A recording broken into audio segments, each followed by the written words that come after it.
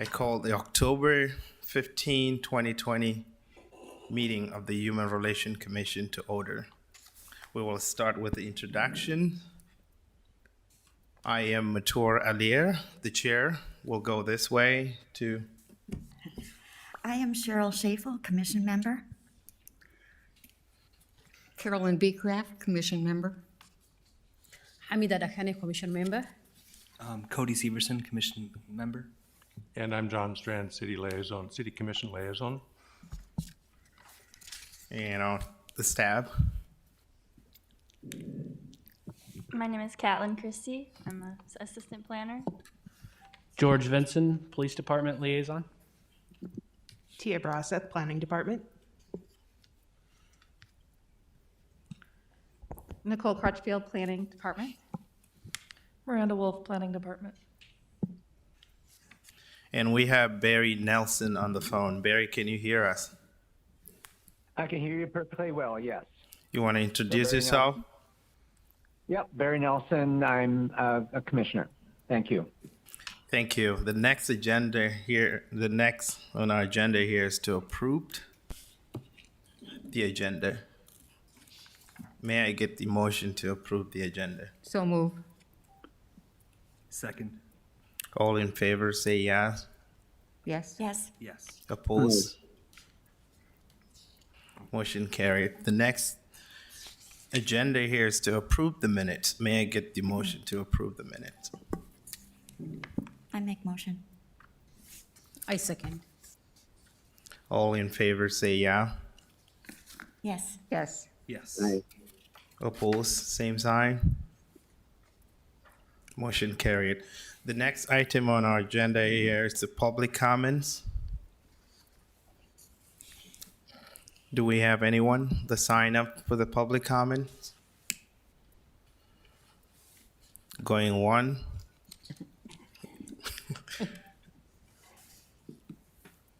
Okay.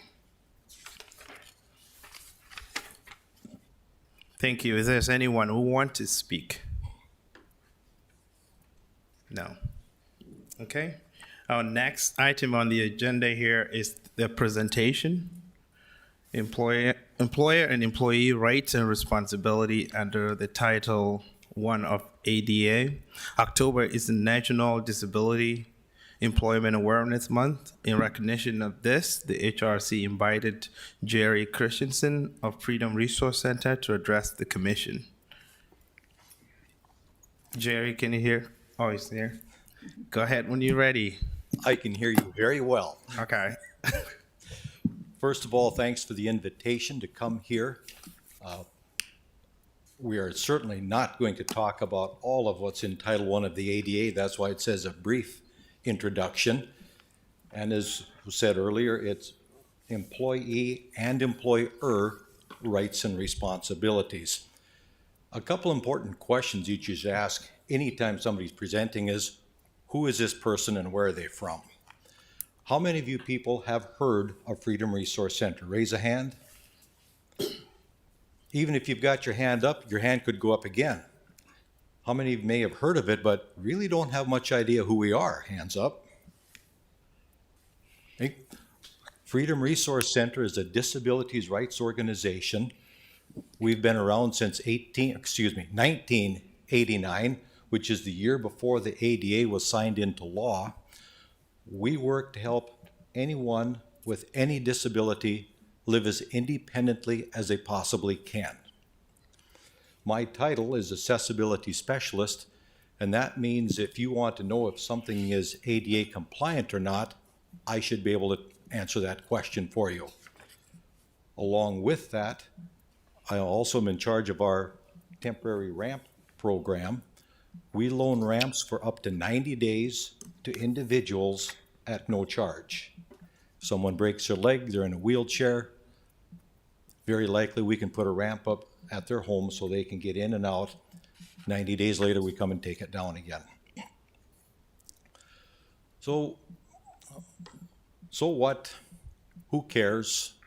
And here on the slide, you can see I've got 5 little kind of stick people images. Depending upon which literature you read, about 19% of the US population has a disability. That's about 1 in 5. So if there's a company that has 5 employees, statistically speaking, one of them has a disability. If you've got 15 people that apply for a job position in your company, statistically speaking, 3 of them are going to have a disability. However, folks with disabilities are overrepresented in the unemployed. Realistically, a company with 25 employees, 1 in 5, that would say 5 should have disabilities, we're probably not going to see that. So there's a kind of a two-way thing here, disclosure and ask. Disclosure, that would be if I am an employee or a potential employee, should I disclose that I have a disability? If I am the employer, should I ask? May I ask? Let's take a look at this from the employee point of view first.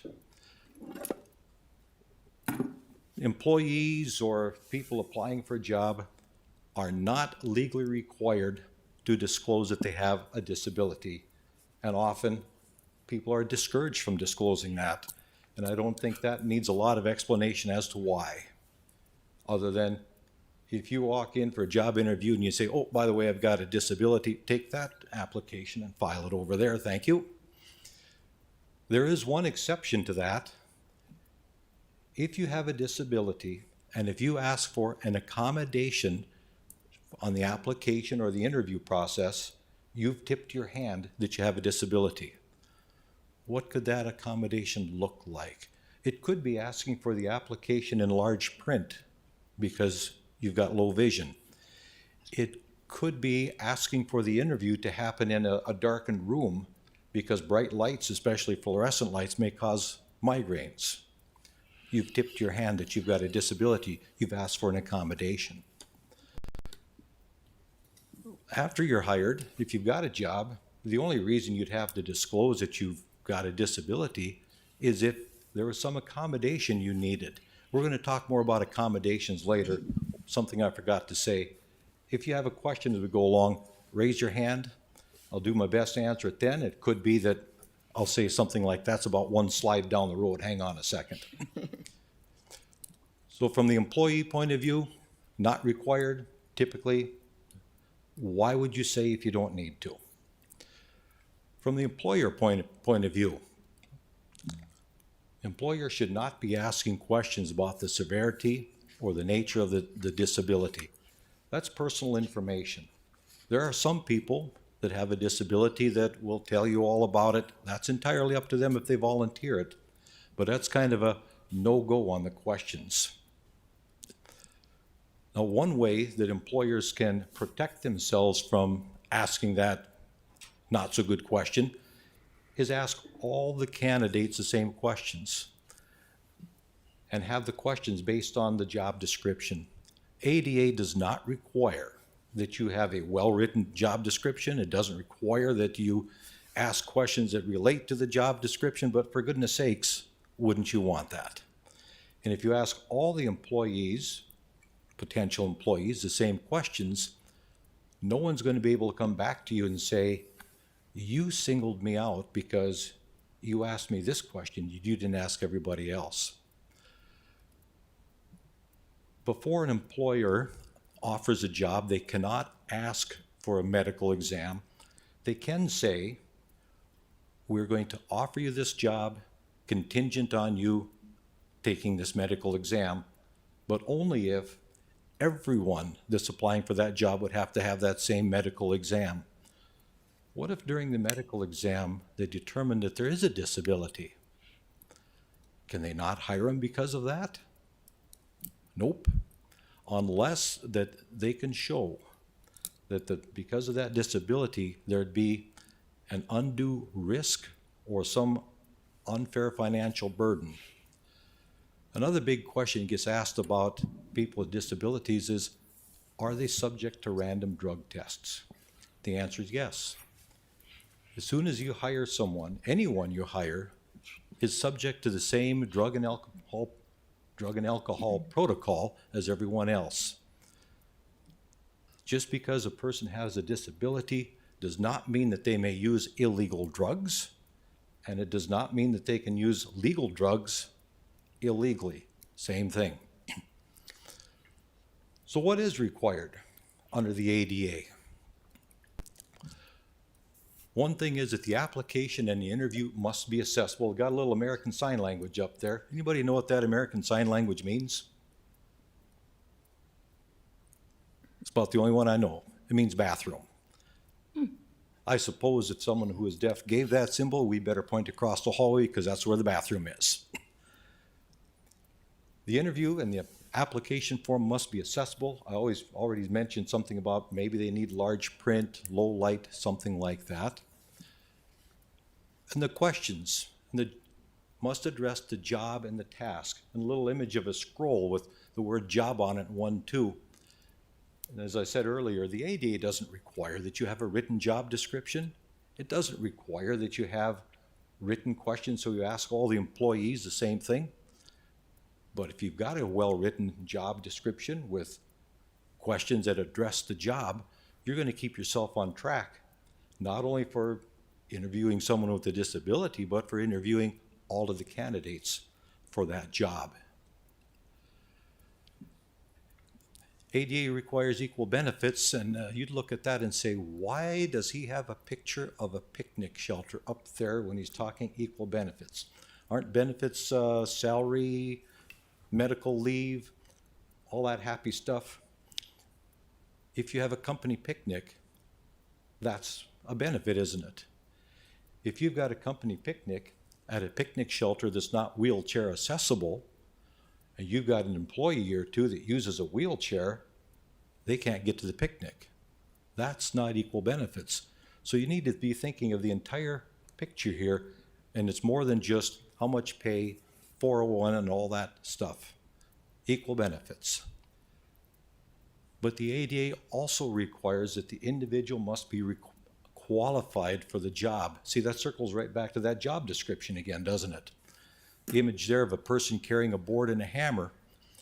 If the job description is you must carry 72 boards from pile A over to pile B, the individual with a disability must be able to do that. They have to be able to do the job. And the ADA requires that employers be open to a reasonable accommodation. What are reasonable accommodations? Reasonable means that it's not an undue financial burden to the company, and it doesn't change what the company does. A couple examples of what could be a reasonable accommodation. Maybe we're working in a lab setting and all of the labs have got full cabinetry underneath it. A person uses a wheelchair, applies, and says, I can't get to my lab station because I can't pull underneath my workstation. A reasonable accommodation could be getting a lab table, lab station, like what I've shown in the picture here, that a person with a wheelchair can pull underneath and work. There's a picture of a magnifier hooked up to a computer screen. Someone with low vision, maybe they're doing some sort of proofreading for you. They put their document underneath that, make it enlarge it so you can read. I cannot give you a comprehensive list of all of reasonable accommodations because it varies so much. But it's important to know that there are things that reasonable accommodations do not do. And they do not eliminate the essential functions, they do not lower production standards, and there's that little thing with the job description comes back up again. If the job is to take 72 boards from pile A and put them over in pile B, that's an essential function. The person has to be able to do that. Reasonable accommodations do not provide personal use items. If I am hard of hearing and my job is to answer the phone, the reasonable accommodation could be an amplified telephone that sits on my desk. At the end of the day, when I go home, the phone stays there. I'm not going to get a hearing aid because at the end of the day, I don't leave my hearing aid on the desk for the next shift to use my hearing aid, do I? So it's not personal equipment. Unreasonable accommodations do not excuse conduct. We all need to be polite. Maybe the reasonable accommodation is I get to punch in 10 minutes late because when there's a crowd of people around the time clock, that triggers my PSTD. Well, if my accommodation is 10 minutes late and all of a sudden I'm showing up 20 or 30 minutes late, that doesn't excuse that conduct. I've got to be held accountable for what I do. And it doesn't mean that I can automatically change my supervisor because I can get along with Bill better than I can get along with Bob. If my supervisor Bill and I can't get along, maybe we both need to go in for a little bit of training so we can get along with each other. A little bit more about some accommodations. It's got to be interactive. If an employee asks for an accommodation, the supervisor can't just take it and throw it in a garbage can. So we've got a little icon up there. It looks like a couple people with the talk balloons like out of the cartoon. If an employee asks for an accommodation, the employer must respond. It's got to be an interactive process. It could be something that we would try temporarily. Let's try that for 90 days, see how it goes. And yes, accommodations may be denied, but it's got to be for good reason. It can't be something like, we've never done that before, other people won't like it. A good reason such as financially impossible for us, or it changes the nature of the services of our business. And you can make alternative offers. If I'm delivering papers to our 5 offices here in the metro area, it sure would be sweet to have a ride like that Cadillac convertible, wouldn't it? Mm-hmm. But maybe Herbie the Love Bug would work just as well. Alternative offers can be made. And they must be requested. Little image there of a person sitting at a desk holding their hand up. The person with the disability, the person that needs the accommodation, must ask. Employers are not expected to be mind readers and figure out what you need. Does everybody have to follow this ADA in terms of employment? What are some triggers? We've got a group of 3 ladies talking there. Doesn't mean much, but at private employees, if you've got 15 or more employees, you've got ADA obligations. Now, does that mean if you only have 9 employees that you can't follow the ADA and you can't do these ADA things? No, it certainly doesn't mean that. It just means you're not obligated to. State and local governments are obligated. Picture the North Dakota State Capitol popped up there. Federal government is not listed here. The federal government is not subject to the ADA. That's because the federal government falls under the Architectural Barriers Act, the ABA. Very, very similar to the ADA. The Architectural Barriers Act was signed into law in 1968, 22 years before the American with Disabilities Act. So that's why we don't see the federal government under the ADA.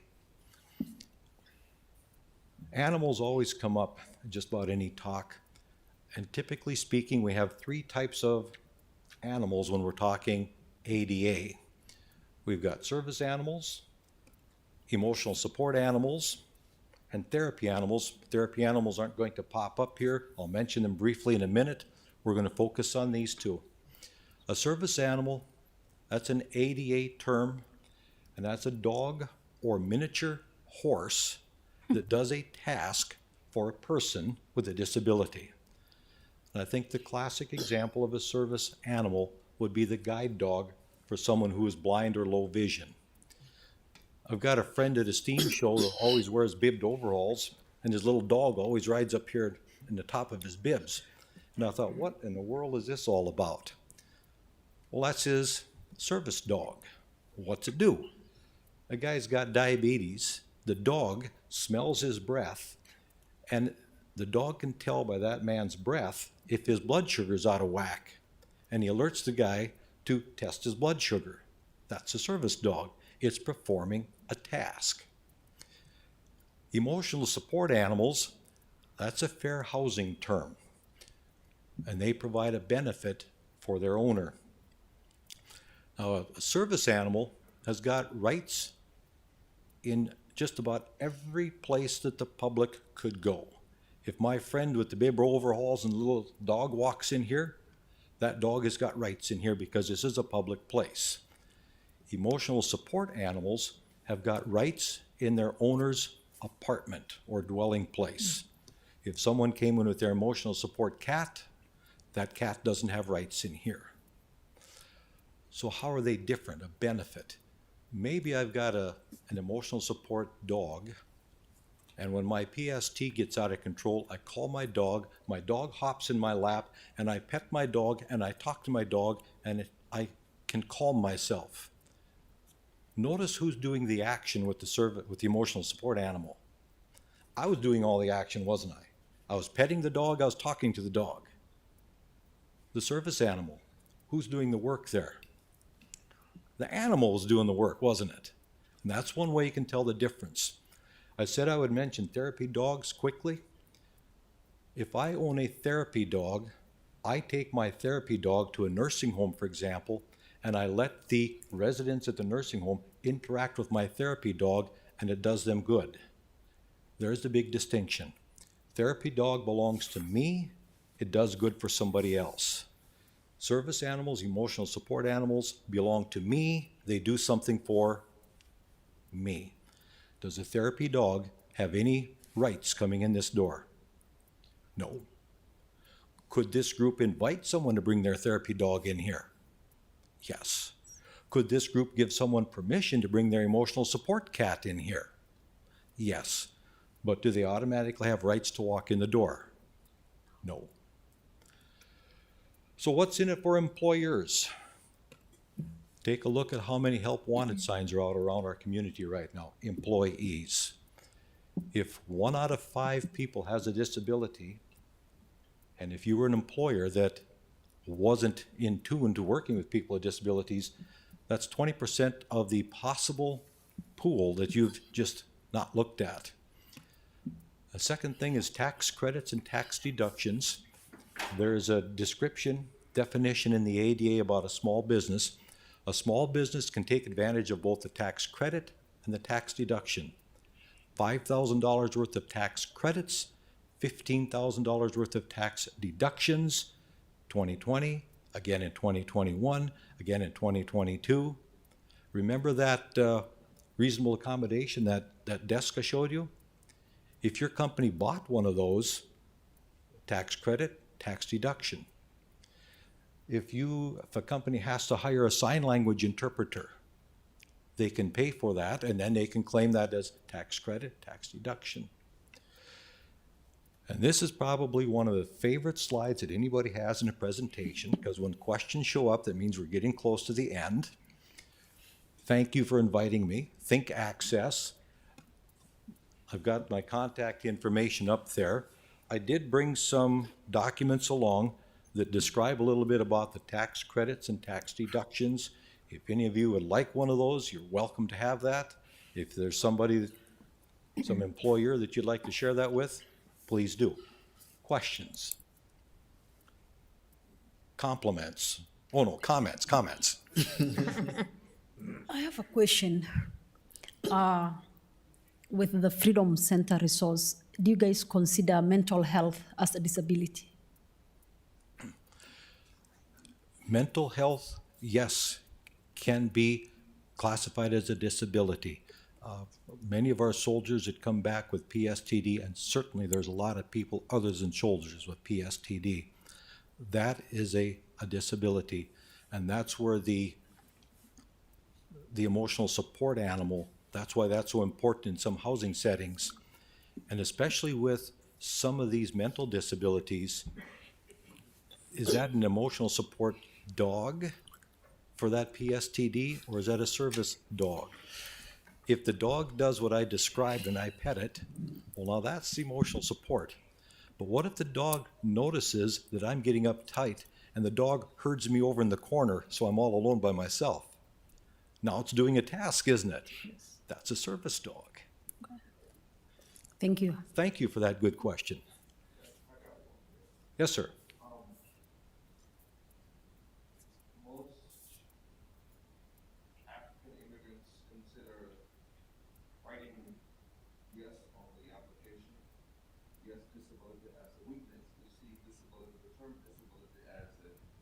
As a sign of weakness. So thank you. What do you say for someone who comes from a culture that sees the term disability as a sign of weakness, and then he or she is asked the question, do you have any disability? And says no, because he or she fears that the employer will not consider his or her application because he has admitted to a disability. So how do you, I think my question is, so for that reason, for the fear of not getting hired, we usually say, well, I don't have disability, whether it's mental or physical or, eye, hearing, whatever that is. How do you? I think you came in a couple slides into my presentation, didn't you? And I'm glad you came. Okay. And employers shouldn't be asking that. Let's see here. See how backing way up there. Employees, you're not legally required to disclose that you have a disability, usually discouraged. And from what you just said, that's kind of the why. And employers shouldn't be asking questions like that. Okay. So if you're seeing questions like that, do you have a disability? That could be a red flag. Now, there are some companies, Freedom Resource Center where I work, for example, we need to have at least 50% or 51% of our employees must have a disability, and 51% of the people on our board of directors must have a disability. So on our form, and could be true for some other companies too, if they ask, do you have a disability, that might be a little flag in your favor if they have an obligation to hire a certain percent of people. But it can be a very tricky position for the employer to be asking questions about that. So if you come across an application form that asks, do you have a disability, you might want to ask, why is this question here? Yeah, sometimes it's a computer application, and it says you must answer every question before moving to the next page. And then it says, do you have a disability? And so if you don't answer that question, it doesn't move forward. So I've seen a lot, personally, I've seen a lot of job applications where the employer does ask for your disability, whether you have one or not. I'm going to have to look into that a little bit more. Sure. Right now, it's not sounding correct to me. I'm not saying that it doesn't happen. Okay. I'm saying I don't think that should happen, but I need to look into that a little bit more, because if you are a person with a disability and you're concerned that if I check yes, well, they're just going to throw mine away. Yep. Well, now you're going to be a liar, aren't you? And if they find out later that you have a disability, you lied. Yep. Yep. What's your name, sir? State your name. Paul Zondo. Thank you. Because I see that a lot within our New American community. It's hard for a person to accept that they have mental health problems. It's hard for them to accept that they do, but I see it a lot. Okay, and I'm not saying, I'm glad that I know that. I have a question.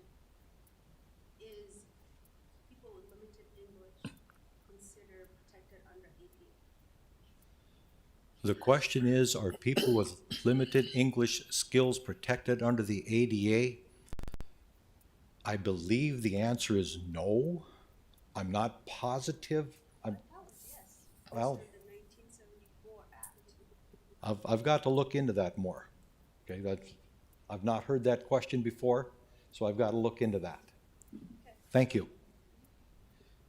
Anything else, anybody? Yes. John? Jerry, thank you for being here, and I just we can't let this meeting continue without acknowledging how valuable Keith Bjornson's voice was in our commission. You know, he brought an expertise and a skill set that we miss. So going forward, just put the word out. We've looked for other folks to apply for our commission that would be good advocates for the disabled community. So if you ever see anybody out there that would fit to replace Keith, it's a desire of ours. So thank you for being here today too. Thank you for inviting me, and we've heard compliments about Keith from others, and yes, we need Keiths. Was there another question? Tia? Can you give us an example of an unreasonable accommodation? I need $1 million an hour to work here. Now, that wasn't a very good answer. I'm sorry. If some company is going to deny my request for a reasonable accommodation, they would have to demonstrate that either that's an undue financial burden for their company or that it's fundamentally altering what they do. Now, what might be an undue financial burden for a mom and pop shop wouldn't necessarily be an undue financial burden for Walmart. So it's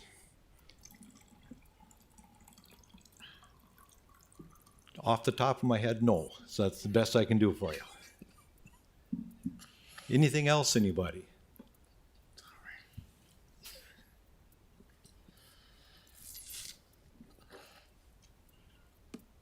I think it's time for me to sit down and say thank you again. Yeah, thank you for coming. Before we moved on, I want to introduce during the introduction, Hamid Shil was 30 seconds late. So, and he's here with us. Our next on the agenda is the hate crime response process. As the result of question arising from last meeting public comment opportunities, we have Lieutenant George Vincent with us today, and he's going to work us through the process, and he will answer some question. Benny, take it away. Thank you, Mr. Chair, Vice Chair, members of the HRC. Thank you for the opportunity to be here to speak with you today about hate crimes. I just want to tell those that don't know me, my name is George Vincent. I am a lieutenant with the Fargo Police Department. I've been with Fargo PD for 17 years, and my current role is the command officer for our community engagement team. And one of the things that I'm here to talk to you today about is hate crimes. And at the last HRC meeting last month during public comment, a citizen talked about the existence of hate crimes within our community. She did so very eloquently and accurately. Unfortunately, we do have people in our community that will victimize others for reasons that are deplorable. And so I wanted to come here today to talk about what hate crimes are defined as by the federal government, what steps a person can take to report those crimes should they feel a victim, and just kind of explain that process, if I may. I want to start out by sharing a federal definition that I took from the FBI's website earlier this week. A hate crime is a traditional offense like murder, arson, or vandalism with an added element of bias. For the purposes of collecting statistics, the FBI has defined a hate crime as, quote, criminal offense against a person or property, motivated in whole or in part by the offender's bias against a race, religion, disability, sexual orientation, ethnicity, gender, or gender identity, end quote. The website goes on to say hate itself is not a crime, and the FBI is mindful of protecting freedom of speech and other civil liberties. That is the federal definition of a hate crime. And when we look to state law, the North Dakota Century Code currently does not provide a state statute for hate crimes or determining whether or not hate is a crime. And so, right, wrong, or indifferent, there are no enhancements when it comes to state hate crimes. And when I say enhancement, what that is in other areas of law, such as DUI, driving under the influence, it is a criminal offense to do so. If you have a minor in your car, it is an enhancement, which means one can be punished with a more severe penalty. And so that's what an enhancement is. And so we don't have that currently in North Dakota state law. However, there are opportunities for a prosecuting attorney or a presiding judge or jury to take facts of an individual case into consideration when imposing a sentence or fine. And so it may be that a prosecutor may ask for a more stiff sentence because of the certain facts of an individual's case. Despite the lack of state law that gives guidance to what a hate crime might be, the Fargo Police Department takes all criminal offenses and reports very seriously and investigates them to their fullest extent. It's important to us, it's important to our community that we try to make a victim's rights known and protect their interests and their privacy, and making sure that we do the best that we can. That will include officers taking a report. Generally, what that looks like initially is someone can report a crime, whether they call dispatch, whether they see a police officer on the street, whether they email the police department. An officer would take a report, a police report. Depending on the facts of that case, it will be shared. It could be shared with a detective to further investigate that case within our criminal investigations division. We have a number of detectives that work for the police department who are very busy, that work very hard on those types of cases. And at the end of the case, depending on the facts of the case, if we believe we have something that needs to be shared in terms of a possible criminal violation, that report is forwarded on to a prosecuting attorney. And so that prosecuting attorney makes the final determination on whether or not charges are filed against someone. And so there are sometimes misconceptions about charges being filed by the police. In fact, charges are filed by a prosecuting attorney. Your police officers are the fact gatherers to determine what actually happened.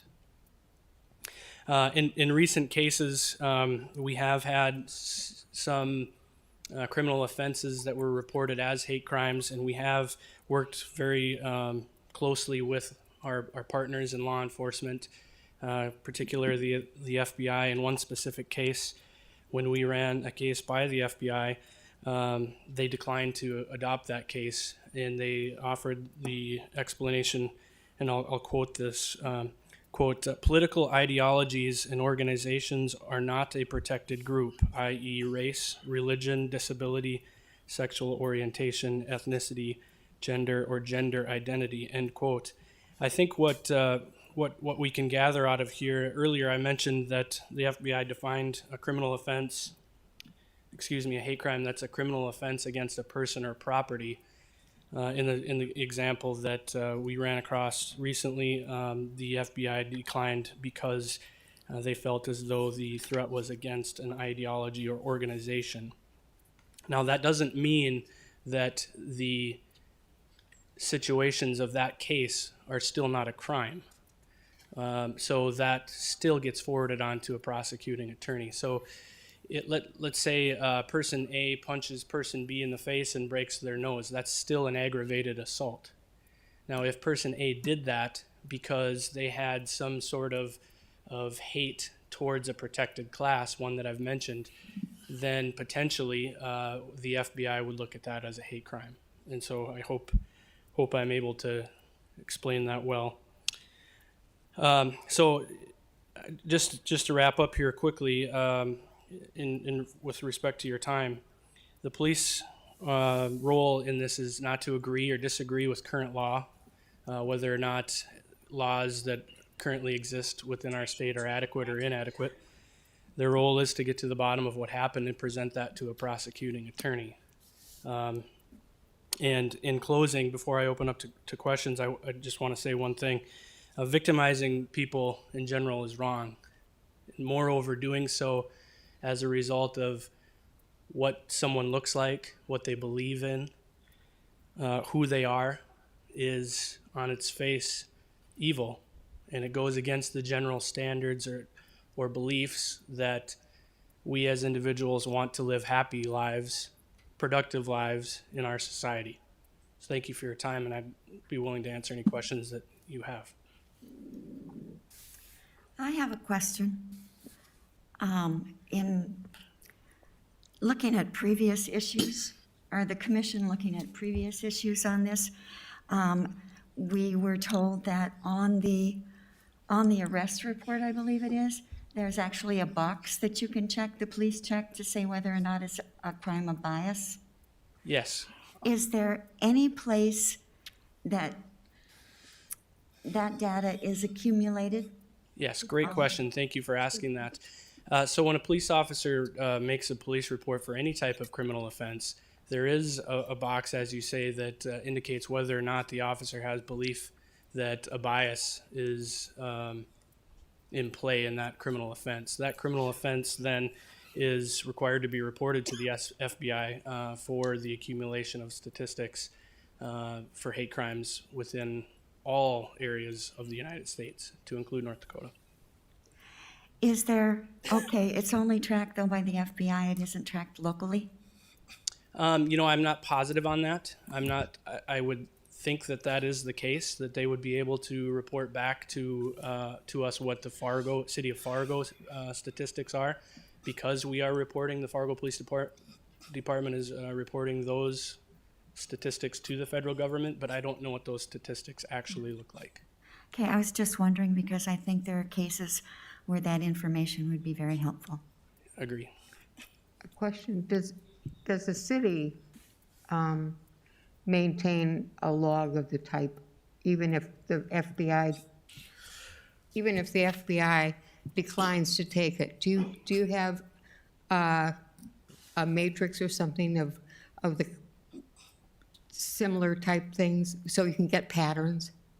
Yes. So my understanding, if I'm understanding your question correctly, is when the officer does that police report, they do indicate whether or not there's bias. That's a mandatory field within that police report, and so those statistics are tracked and are able to be analyzed. So you have trends on types of hate crime? I believe that information would be available, yes. Okay, thank you.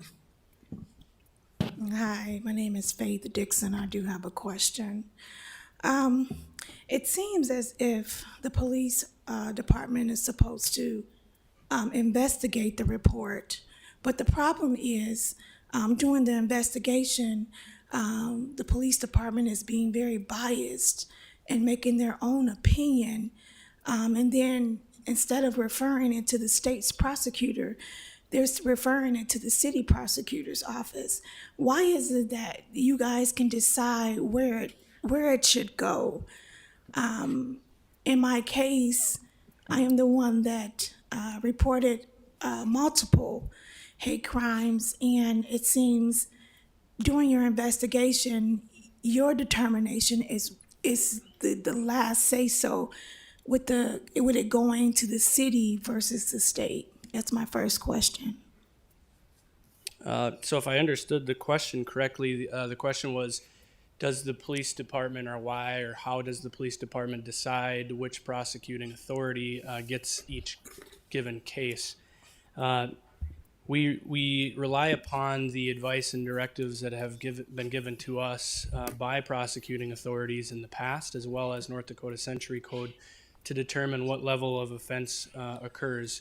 We have quite a few criminal offenses which occur, unfortunately, in our community, and based on the investigation of those specific cases, individual cases throughout the years, we've been able to gain quite a bit of guidance from those prosecuting authorities as to where a case, based on the facts of each individual case, should go. And so hopefully that answers the question. Okay. No, it doesn't, but I understand. My next question for you is if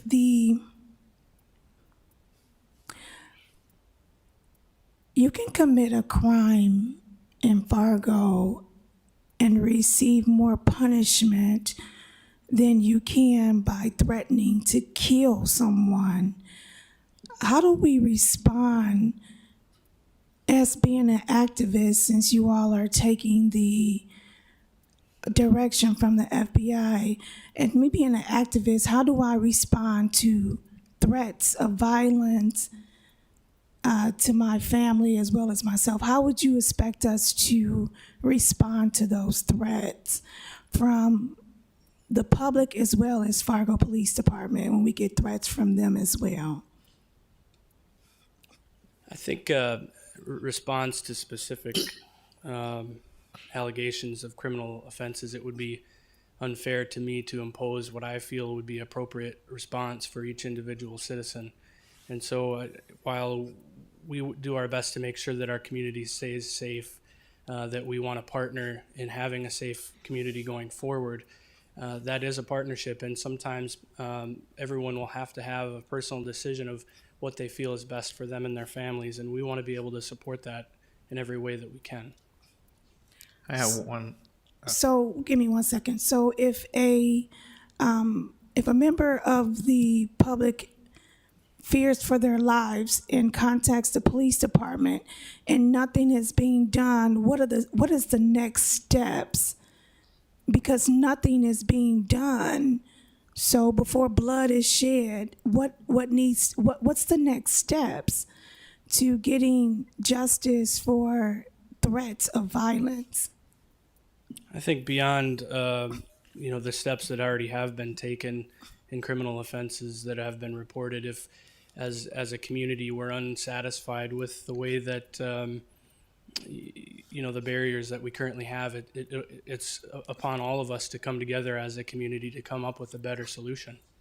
I guess I hesitate to talk specifically about individual cases again, because I don't feel as though it's appropriate for me to say what I would do in someone else's situation. But I think if as a community we're unhappy with the situation as it unfolds with regard to the current laws or procedures, I think this is a great venue here to come together to discuss, have dialogue about better outcomes, about better solutions for our community. Again, the Human Relations Commission, I appreciate you all allowing me to speak, but I think we need to continue to educate the police department on better ways to protect activists in our community so that we all feel safe. It's just not certain people in the community should feel safe. It should be all people in the community feeling safe. So I understand that he brought back a report, still having no clear answers provided to the public about hate crimes and the way that the police department can protect us. So thank you so much. Thank you, Faith. John? Thank you, Mr. Chair. Faith, your situation led to a call I received from a prosecuting attorney and had some good practical advice I'll share. I'll just take a second. She indicated to me that a lot of times there's these gray areas and threats are all types. Some are conditional, some are real, some are just alluded to. But she did have some very specific advice for anybody receiving threats. She said, immediately be very clear in your response. Stop communicating with me. I do not want to hear from you ever again. And you start creating a documentation of what might be harassment. Okay, so that was the second thing this individual said for folks who have this in the community is to also, and I know you're doing this, so immediately communicate to them very black and white, do not communicate with me, stop now. Secondly, to make sure the police department is aware of the circumstance. It's a little different, John, when harassment versus terrorizing.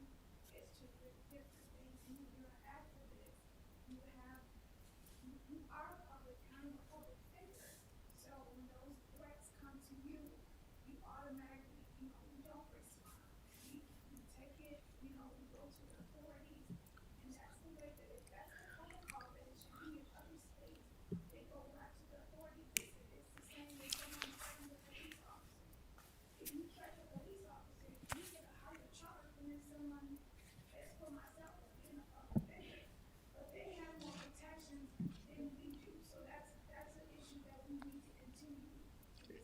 And thank you, Faith, and Lieutenant Vincent, thank you for bringing this information forward. I think this is an ongoing, important dialogue, and your being a point person to us is really critical. So thank you as well. I have a follow-up question. Officer, thank you for being here. The last question about Faith asking how to protect individuals like her. You said you will deal it differently than any other person, and it's an individual way of approaching.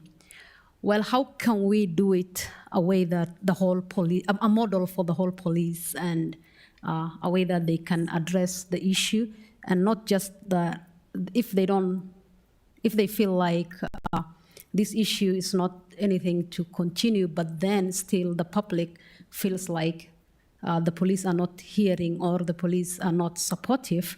How can we make sure that, or what kind of resources will the police need for the public to feel safe when they feel threatened? When they feel threatened, yeah. Oh, when they feel threatened. So our police department has a lot of very committed officers, empathetic officers that want what's best for our community and the individuals that live here. But we can't be everywhere all at once. And so we definitely encourage and empower people to take steps to protect themselves and their families, in addition to using us as a resource. And what that looks like really depends on the situation that each family is in, and their perspective, and how they feel about what's happening to them. If anyone ever has questions about what resources are available to them in a given circumstance, we're more than willing to be that resource quarterback for people in our community.